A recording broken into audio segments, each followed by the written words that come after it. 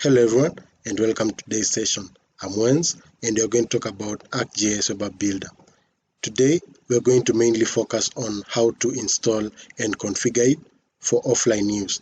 As you can see on your screens, right now I've already installed mine on my desktop, but I'm going to take you through step by step how you can go about that. Alright, so the first thing you want to do is have a developer's account if you do not have a license, and I have a video which shows you how to create a developer's account which you can use for free. If you have a license, however, you can still log in into the developer's account with your ArcGIS Online credentials. Still works either way, right? So once you have your developer's account and you've logged in into the developer's account right here, I'll share the link to the video below. You can just click on that link and get more insight on the same. So the first thing you want to do is to come to the very bottom, and here you'll find a couple of resources that are readily available to you.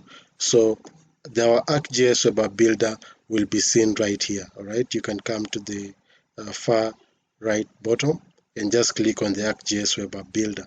So once you do that, you'll come to this page, click Get Started, and now you can either click Get Started to get more information or download the SDK. All right, so when you click Get Started, you'll actually just come to the more explanations about the same.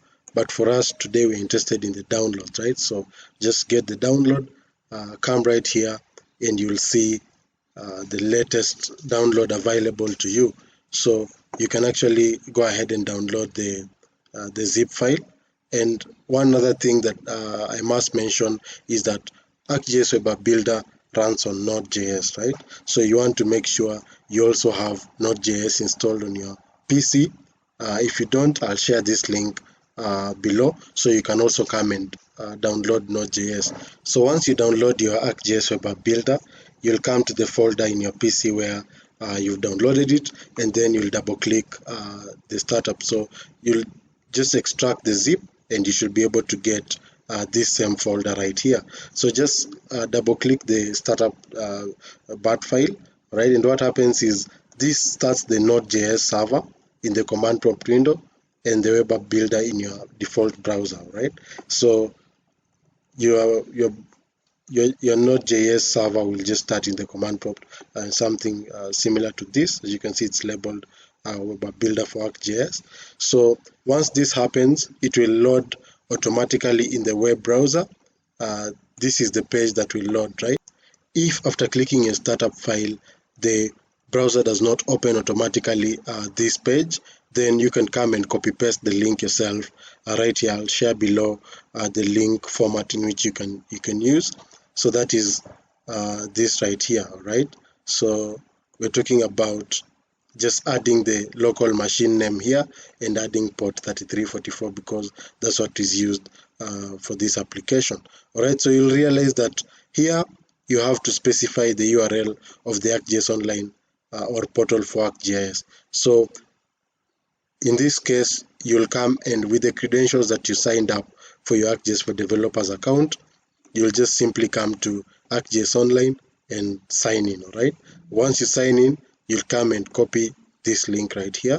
This is the link that I've copied, and then you'll come and you'll put it right here, all right? So as you can see, it's approved, and you'll see a green tick right there. So the next part and the most important part is that you need to register your web app builder in your ArcGIS Online account or portal, and then come and copy the app ID here. So how do you go about this? So you just simply go to My Content in your ArcGIS Online which you've logged in, and then come and click on New Item right there, all right? Come to Application, and then select Web Mapping, all right? So the URL here that you're being asked for, again, remember this link right here that opened directly on your browser. You need to copy it and then come and paste it here, all right? Because this is the URL that you'll be using for your application, all right? So you want to go to next, and then a title is required.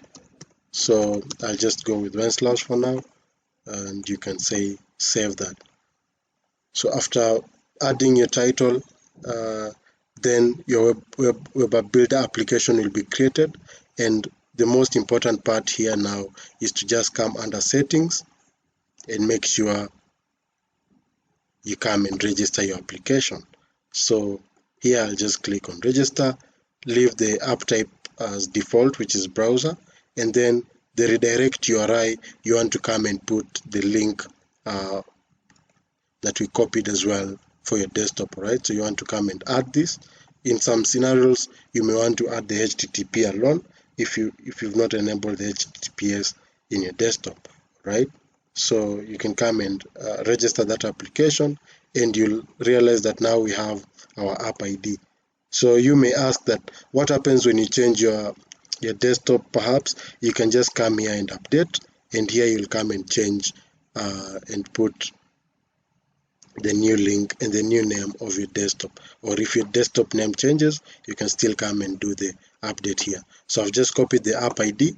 I'll come back to my web AppBuilder right here, and then add that as my ID, and then click continue. So now you'll realize that I'm being told it's requesting for some permission.